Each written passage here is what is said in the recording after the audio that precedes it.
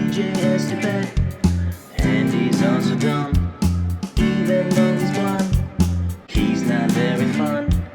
He has his own talk show, it's every gamer's dream. It's a crazy little talk show, and it's called Cookies and Cream.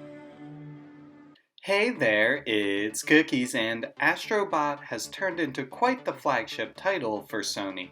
An underdog story from Asobi Studios in a crowded room of AAA titles, which thankfully has a kick-ass sequel dropping later this week. Taking the charismatic joy from the first entry, pumping in some of that Sony money, expanding the world to over 80 levels filled with hundreds of secrets, dozens of bosses, and platforming as tight as can be. This ill-fated robot is getting another 5 stars out of 5 from me. If you like this video, be sure to like and subscribe, or dislike and describe your favorite cameo in AstroBot. Let's rewind back to Cookies all the way in 2020, a wild time in the United States of America as yours truly found themselves working at the International Trade Center right in the heart of our nation's capital. I had gone to school solely for the opportunity and found myself surrounded by some of the most incredible experiences an undergraduate could ask for. Yet nothing prepared me for when COVID-19 struck. All of a sudden, life came to an absolute crawl. The life I knew was fading away, streets became empty, morale for society was at an all-time low. It was harder and harder not to feel alone and kinda lost when it was truly a dark time for, honestly, everyone. I couldn't hit the gym, so I had to work out at home alone. I couldn't shop for food regularly, so I ended up getting pizzas 3 times a week. And yeah, that part was kinda awesome. I had to rehash such moments, but let's be honest, it sucked. Seeing people bicker and fight over principles that were smaller than the obstacle at hand, we needed to band together to overcome. Above all else, COVID forced everyone to reevaluate their happiness. Those small interactions we lost as people. It significantly hindered the gaming ecosystem as well, with the release of the PS5. But with wetting my whistle, I was able to get one day one release off of Amazon for market price. I was a lucky guy, and I still remember my excitement when I was stuck in my apartment with the PS5 box being delivered to my door. Lo and behold, I sit down, take some photos of me with said box, plug the bad boy into my 55-inch LCD I got with my first modeling paycheck, and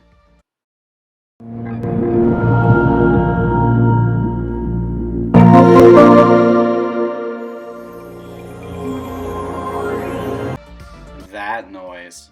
Consumerism 101, baby. I was in love. And then while I was waiting for Demon's Souls to download, I unapologetically love that series, by the way. I noticed this free AstroBot game came with the console. So I decided to give it a go. Figured it would be cool to test out the new controller functionality, and the rest was history. I still recall seeing all of the Sony mascots in each of their vibrant levels, from Pyramid Head, Solid Erect, Solid Snake, Jin, Until Dawn, hundreds and hundreds more. We had Bloodborne, we had Jak and Daxter, we had that little teaser for Silent Hill 2 that I totally called right out the gate. Seeing all of these lil guys recreate what made those games so special got me warped into the world.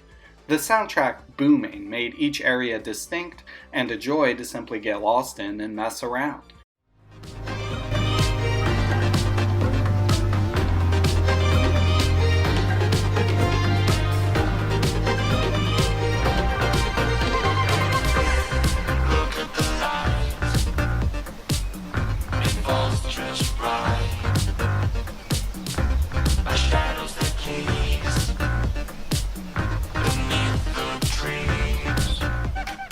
So many times we play games with a heavy moral compass to declare forcing players to go from point A to point B, whereas AstroBot offers a similar linear progression, but isn't afraid to let us chill at the beach with our homies.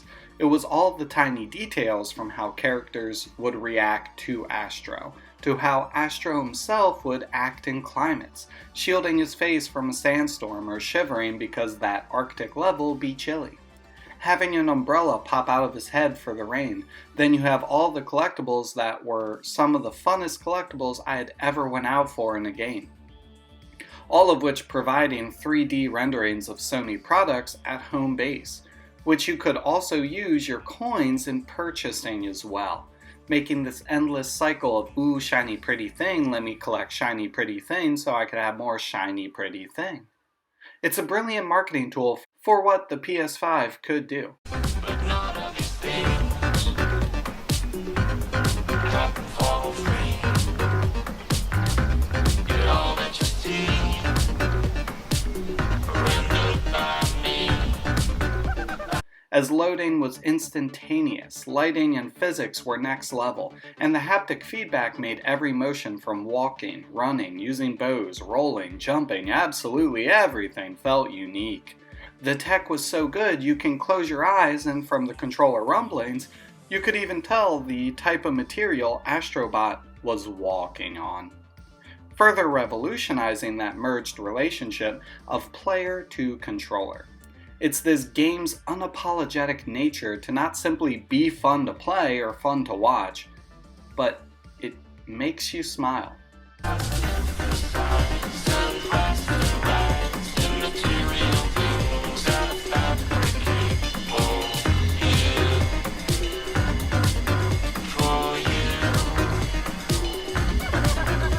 COVID forced me to really sit back and reminisce on life with all its ups and downs and getting to explore and discover some of my favorite moments with Sony's history.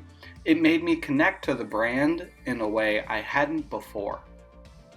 AstroBot isn't celebrating consumerism.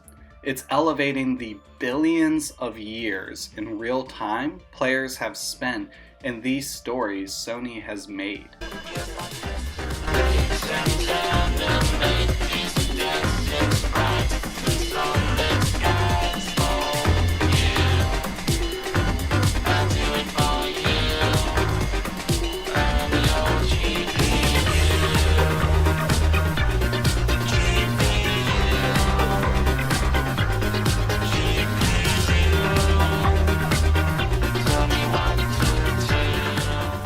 Tales that have stood the test of time. No matter the source material, these titles made us feel something, one way or another, for better or worse. And AstroBot is an interactive museum into why we should feel when we game. Those connections with each story happen for a reason, and that's gaming with a purpose.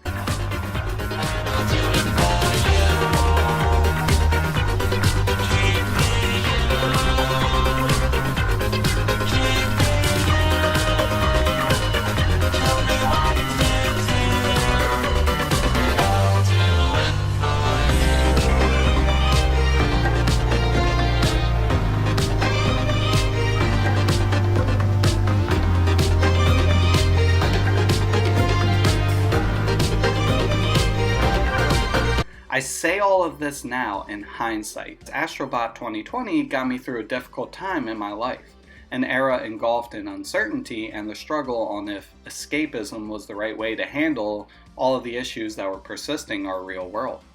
The answer is simple. See, AstroBot enjoys his journey regardless of checkpoint fails, repeat encounters, but always goes a step further as even the enemies and bosses themselves are adorable with each encounter. AstroBot wants you to be happy. Cherish the games that made you laugh, made you cry, squeal, cheer, and go bonkers for what this medium of entertainment can do for our culture. Never wondered why I catch your eye.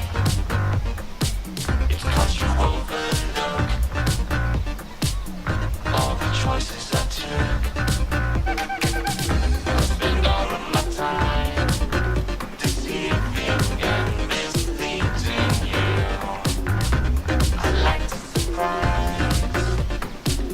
With my virtual life.